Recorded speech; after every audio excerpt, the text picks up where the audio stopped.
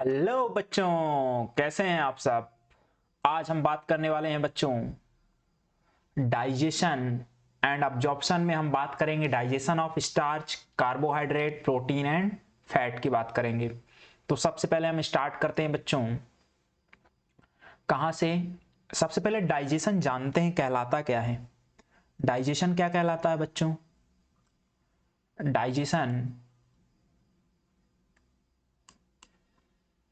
Digestion क्या कहलाता है बच्चों।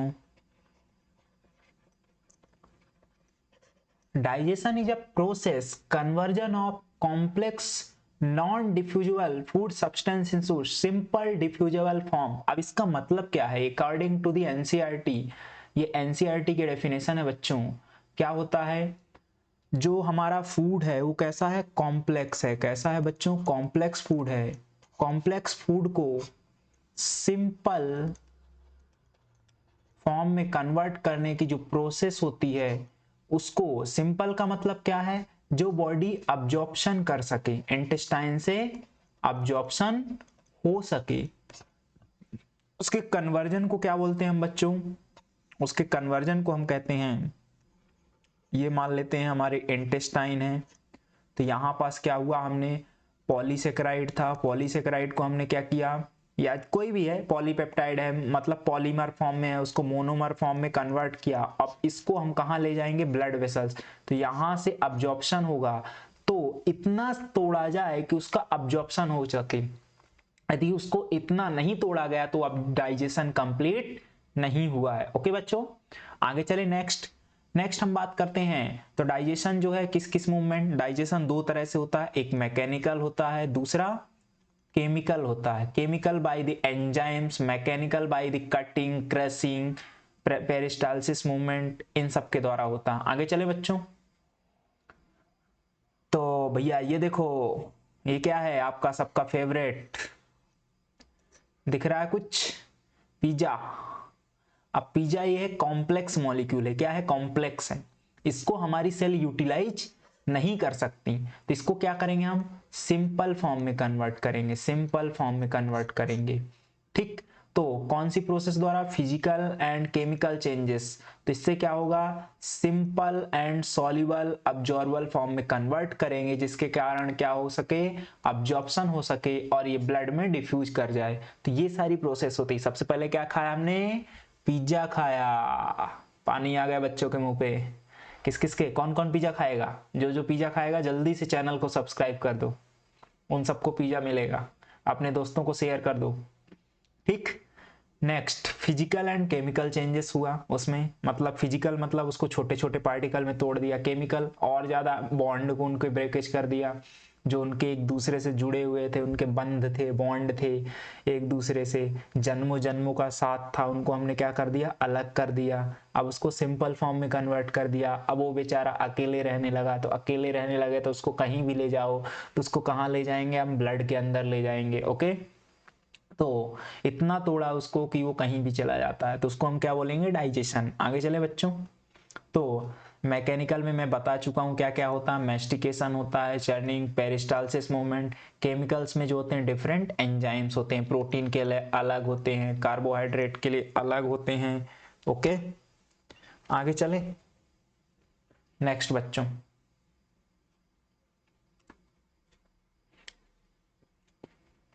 नेक्स्ट हम बात करते हैं डाइजेशन ऑफ स्टार्च की बात करते हैं। बकल कैविटी में कैसे डाइजेशन होता है, स्टार्च की डाइजेशन बात करते हैं। तो मैंने बच्चों बताया था, आपका जो है सलाइवरी ग्लैंड क्या क्या फंक्शन करती हैं। Salivary gland salivary amylase secretion करते हैं, जिसमें टाइलिन बोलते हैं हम उसको। इसके अलावा क्या होता है, लाइसोजाइम्स होते हैं, बहुत सारे आयंस होते हैं।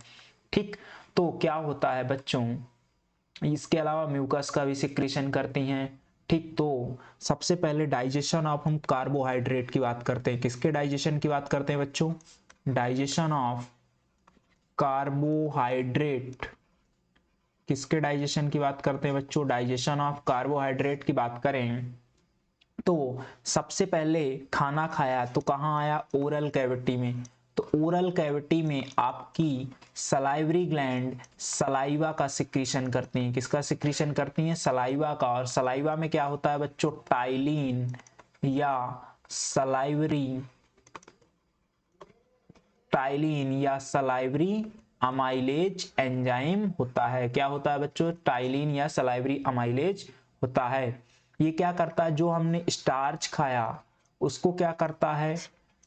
वो जो लार्ज ब्रांचेस हैं उसको छोटे ब्रांचेस में कन्वर्ट कर देता है, या उसको किस में कन्वर्ट करेगा? माल्टोज में, डाइसेकेराइड में कन्वर्ट या डेक्स्ट्रीन में कन्वर्ट करेगा। ठीक, तो 30% तक स्टार्च का डाइजेशन कहाँ कंप्लीट हो जाता है बच्चों? ओरल कैविटी में कंप्लीट हो जाता है। यहाँ जो पीएच होता है वो कितना होता है? 6.8 होता है बच्चों। और एंजाइम कौन सा यूज किया जाता है? टाइलिन या सलाइवरी अमाइलेज एंजाइम यूज करते हैं। कौन सा यूज करते हैं बच्चों? टाइलिन या सलाइवरी अमाइलेज एंजाइम यूज करते हैं। इसको एक्टिवेट किया जाता है बच्चों क्लोराइड आयन के द्वारा। किसके द्वारा एक्टिवेट किया जाता है? क्लोराइड आयन द्वारा एक्टिवेट किया जाता है। तो हमने क्या किया? स्टार्च को हमने इसमें कन्वर्ट कर लिया, 30% तक माल्टोज में कन्वर्ट कर लिया। ओके, अब नेक्स्ट क्या होता है बच्चों? नेक्स्ट जो है, अब खाना कहाँ जाएगा? सबसे पहले हम डाइजेशन ऑफ कार्बोहाइड्रेट कंप्लीट करेंगे बच्चों, देन हम प्रोटीन न्यूक्लिक एसिड देखेंगे। तो नेक्स्ट खाना कहाँ जाएगा बच्चों? खाना जाएगा आपके स्टमक में। तो स्टमक में गैस्ट्रिक ग्लैंड से स्टार्च के डाइजेशन के लिए कोई एंजाइम नहीं आएगा। अब कहाँ जाएगा? फूड जाएगा स्मॉल इंटेस्टाइन में। तो सबसे पहले किसके द्वारा डाइजेशन होगा बच्चे? पैंक्रियाटिक जूस द्वारा। किसके द्वारा होगा? पैंक्रियाटिक जूस के द्वारा। तो यहां पास क्या होगा बच्चों? जो स्टार्च है या डेक्स्ट्रीन है, इसको क्या किया जाएगा? इसको बच्चों, इसको जो है पैंक्रियाटिक अमाइलेज, किसके द्वारा बच्चों? पैंक्रियाटिक अमाइलेज एंजाइम द्वारा डाइसेकेराइड्स में कन्वर्ट किया जाएगा। किस में कन्वर्ट किया जाएगा? डाइसेकेराइड। डाइसेकेराइड्स में क्या क्या आएंगे आपके बच्चे? सबसे पहला आपका आ जाएगा क्या? माल्टोज। दूसरा हो जाएगा सुक्रोज। तीसरा हो जाएगा आपका लैक्टोज। तो ये क्या हो जाएंगे? डाइसेकेराइड। इन सब में कन्वर्ट किया जाएगा। अब इन सब पर कौन आकर काम करेगा बच्चों? इन सब पर आकर काम करेगा आपका इंटेस्टाइनल लाइपेज। इन सब पर कौन, सॉरी, इंटेस्टाइनल जूस आएंगे। इस पर कब क्या आएंगे? Intestinal juice. तो इंटेस्टाइनल जूस में बच्चों माल्टोज के डाइजेशन के लिए कौन सा एंजाइम होता है? माल्टेज। और सुक्रोज के डाइजेशन के लिए क्या हो जाएगा? सुक्रेज, या इसी को क्या बोलते हैं हम? इन्वर्टेज। और लैक्टोज के डाइजेशन के लिए क्या हो जाएगा बच्चों? लैक्टेज। क्या हो जाएगा? लैक्टेज। ओके, तो माल्टोज हो जाएगा। माल्टोज के डाइजेशन के लिए कौन सा एंजाइम आएगा? माल्टेज। किसके द्वारा आएगा बेटा? इंटेस्टाइनल जूस द्वारा आएगा। और सुक्रोज के लिए सुक्रेज, और लैक्टोज के लिए लैक्टेज। ओके बच्चों, अब जो है माल्टोज को किस में तोड़ा जाएगा बच्चों? माल्टोज को ग्लूकोज की 2 यूनिट में तोड़ दिया जाएगा। किस में तोड़ा जाएगा? ग्लूकोज की 2 यूनिट में तोड़ा जाएगा। ग्लूकोज प्लस ग्लूकोज में तोड़ दिया जाएगा। सुक्रोज को किस में तोड़ा जाएगा बच्चों? ग्लूकोज प्लस फ्रैक्टोज में तोड़ दिया जाएगा। ओके, और लैक्टोज को किस में तोड़ा जाएगा बच्चों? ग्लूकोज प्लस गैलेक्टोज में तोड़ दिया जाएगा। किस में तोड़ दिया जाएगा? ग्लूकोज प्लस गैलेक्टोज में तोड़ दिया जाएगा। ओके, आगे चलें। तो ये क्या हो गया? इसका हमने सिंपल मोनोमर फॉर्म में तोड़ लिया। किस में तोड़ दिया? सिंपल अब्जॉर्बल फॉर्म में तोड़ दिया। इसका क्या होगा बच्चों? अब्जॉर्प्शन होगा। इसका क्या होगा? अब्जॉर्प्शन होगा। तो ये क्या हो? ये डाइजेशन कंप्लीट हो गया किसका? स्टार्च का। ओके बच्चों, आगे चलें। अब यदि हम बात करें इनके अब्जॉर्प्शन की बात करें, तो हम नेक्स्ट अलग से ही अब्जॉर्प्शन देख लेंगे बच्चों। नेक्स्ट हम किसकी बात करते हैं? नेक्स्ट तो हम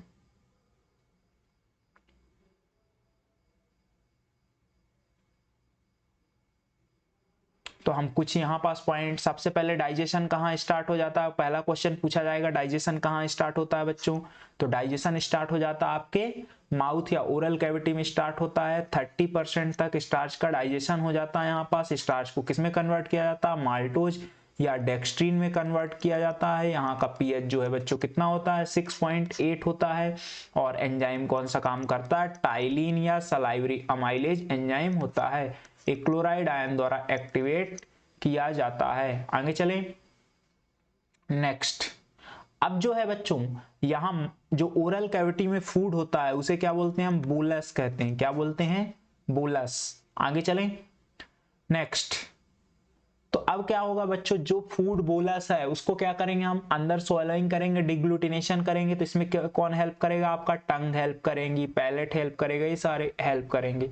आगे चलें तो ये आपका अब जो है खाना कहाँ पहुंचा, इसोफेगस में। तो आप देख पा रहे होगे ये फूड का जो बोलस है ये कहाँ है, पेरिस्टालसिस मूवमेंट द्वारा कहाँ लाया जाएगा, नीचे लाया जाएगा कि नहीं, ये देख रहे पा रहे हो कि नहीं, पेरिस्टालसिस मूवमेंट द्वारा नीचे लाया जा रहा है। और कहाँ पहुंचेगा ये स्टमक में पहुंचेगा। कहाँ पहुंचेगा बच्चों, स्टमक में। स्टमक में मैंने बताया था कोई भी एंजाइम नहीं आता है कार्बोहाइड्रेट के डाइजेशन के लिए। तो स्टमक में अब किसका डाइजेशन होगा बच्चों, स्टमक में प्रोटीन का डाइजेशन होता है। तो प्रोटीन की डाइजेशन की हम बात अलग से करेंगे। सबसे पहले हम देख लेते हैं